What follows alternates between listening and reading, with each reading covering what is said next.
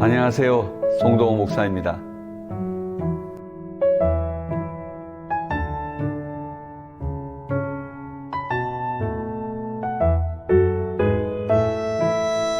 저는 몇 년 전 이디오피아를 여행한 적이 있습니다. 커피의 고향 이디오피아. 그곳에 예가체프의 산지를 다녀왔습니다. 수도 아디스아바바에서 거의 이틀이 걸려서 도착한 예가체프, 그 커피의 산지의 아름다운 자연 환경은 지난 이틀간의 피곤한 여정을 모두 잊게 할 정도로 정말 아름다운 곳이었습니다. 개발되지 않은 자연 환경과 버타며 살아가는 사람들의 모습은 도리어 행복해 보였습니다.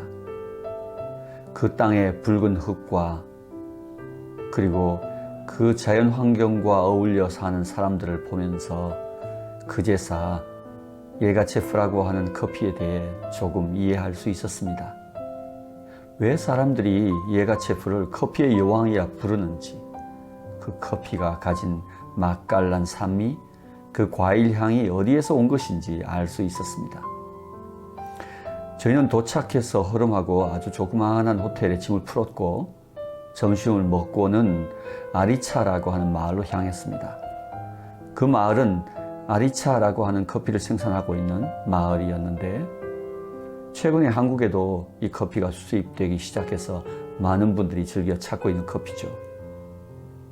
그 마을에 비즈니스 에ግዚ비션 사례 하나가 진행되고 있어서 저희는 현장을 둘러보고 또 그 마을이 커피의 수익을 극대화하도록 커피 체리를 가공할 수 있는 머신을 기증하려고 찾은 것입니다. 이미 저희들이 온다는 소식을 듣고 마을 사람들이 공터에 모여 있었고요. 차량이 도착하자 마을 사람들은 노래하며 박수치며 함성으로 저희를 아주 극진하게 환대해 주었습니다. 저희가 도착해서 마을의 원로들과 인사를 나누고 자리에 앉자 마을 사람들이 모두 일어서서 박수를 하면서 뛰면서 노래를 합니다. 그런데 그때 그 환영 인파들 속에 한 여인이 앉아 화덕에 불을 피우고 커피를 볶고 있는 모습이 눈에 들어왔습니다. 그때 제가 카메라 뷰파인더에 들어온 그 평온함으로 커피를 볶는 일에 집중하는 여인을 카메라에 담았죠. 후에 알고 보니 마을 촌장의 부인이었고 마을을 방문한 손님들을 위한 커피 세레머니를 준비하고 있었던 것이에요. 그 여인은 마을 사람들의 환호와 함성에도 불구하고 오로지 그 커피를 볶는 일에만 집중하던 모습은 그야말로 고요, 그 평정심 그 자체였습니다. 아무리 어린 아이들이 이리 뛰고 저리 뛰고 소리를 쳐도 아무리 마을 사람들이 환호하고 노래를 부르며 요란해도 오직 손님들을 대접할 커피 볶는 일에만 집중하고 있었던 것이죠. 저는 그 여인을 보며 제 마음에 성경의 한 사람이 떠올랐습니다. 바로 갈멜산 그 꼭대기 위에 850명의 바알과 아세라 선지자와 만났던 엘리야였습니다. 850명과 마주한 적이 있습니까? 10명의 사람이 저를 둘러서도 저는 아마 그 기운에 숨이 막히고 두려워서 휘청거릴지도 모르겠습니다. 적대적인 10명 말입니다. 그러나 그를 적대적으로 바라보는 850명이 그곳에 그를 둘러싸고 있어도 엘리야는 조금도 두려워하지 않습니다. 엘리야의 평정심은 바로 하나님으로부터 온 것이었거든요. 그 마음의 고요, 그것은 850명 적들도 두려워하지 않게 하는 힘의 근원이었습니다. 갈멜산 꼭대기 위에 850명이 하늘을 향해 외치며 비를 달라고 기도합니다. 해질녘이 이르러도 하늘에서 비 한 방울도 내리지 않았고 3년 반 동안 가물었던 바로 그 하늘, 그 땅 그대로였습니다. 그때 엘리야가 너희들의 신이 잠자고 있는가 보다, 너희들의 신이 외출했나 보다, 신의 이름을 더욱 외치라고 말합니다. 그들은 자해하면서까지 신의 이름을 외치지만 그들의 신은 아무 대답이 없었습니다. 그때 엘리야가 사람들을 시켜 물을 길어와 그 제단 위에 붓고 그리고 하늘에 불을 구할 때에 엘리야의 하나님께서는 그에게 응답해 주셨죠. 하나님은 하나님 되심을 증명하였고 엘리야는 하나님의 종됨을 알려주셨습니다.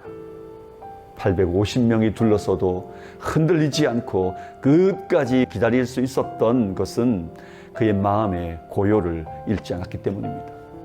분유한 소리에, 그를 조롱하는 소리에도, 온갖 위협의 소리에도 불구하고 그의 마음 오로지 하나님만을 바라며 하나님을 향한 그 담대함으로 그 마음의 평정, 그 고요를 잊지 않았던 것입니다.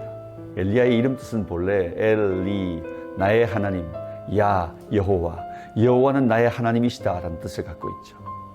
백성들은 여호와는 나의 하나님이시다, 엘리야의 이름을 연호하였을 것입니다. 후에 이스라엘 왕궁으로 돌아온 엘리야는 바로 이세벨의 위협에 의하여 도망쳐 베델을 넘어 남쪽 예루살렘까지 왔는데도 그의 마음은 평안을 얻지 못합니다. 예루살렘쯤 왔으면 충분히 평안을 누릴 수 있는데도 불구하고 그 마음은 두려움으로 가득 찼던 것입니다. 그리고 그는 유다의 최남단 브엘세바까지 왔어도 여전히 그는 그 두려움, 그 초조함을 떨칠 수 없었습니다.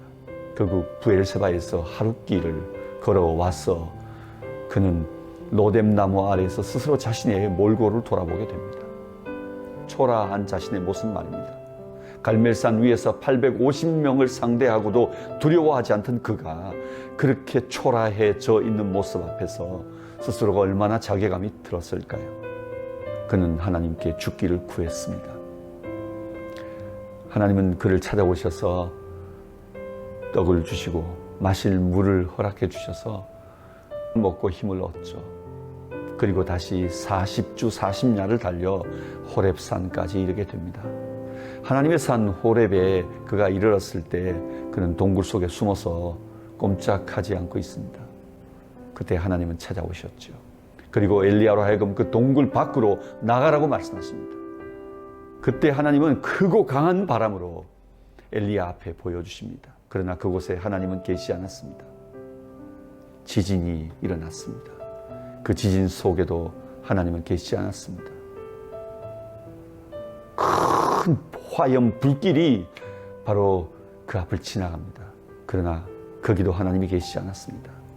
그러나 그 불 후에 하나님은 엘리야에게 찾아오시죠. 그 고요 속에서 말입니다. 엘리야가 고요 속에서 만난 하나님의 음성은 영어 성경에는 A still small voice라고 되어 있습니다. 그 고요하고 작은 음성은 바로 엘리야를 다시 살게 하는 음성이었던 것이죠. 갈멜산 꼭대기에 850명을 상대로 그 마음의 고요를 잃어버리지 않았던 엘리야는 다시 그날 동굴에서 그 고요함, 그 스틸넷을 되찾게 된 것이죠. 하나님을 거기서 만났기 때문입니다. 그리고 다시 그는 하나님의 부르심의 메시지를 들고 열방의 통치자이신 하나님을 전하기 위해 떨치고 일어나 그리고 사명의 현장으로 달려가는 모습을 우리는 기억합니다. 먼저 마음의 고요를 되찾는 것, 그것이 우리 삶에 얼마나 중요한지를 보게 됩니다. 먼저 마음의 고요를 되찾는 것입니다. 그리고 하나님 집중하는 것입니다. 우리의 눈을 그 하나님께 픽스 온 하는 것이죠. 그때 우리 마음의 고요를 되찾게 될 것입니다. 그 하나님으로 인하여 되찾은 고요는 모든 일의 시작이 될 것입니다. 여러분 사랑하고 축복합니다.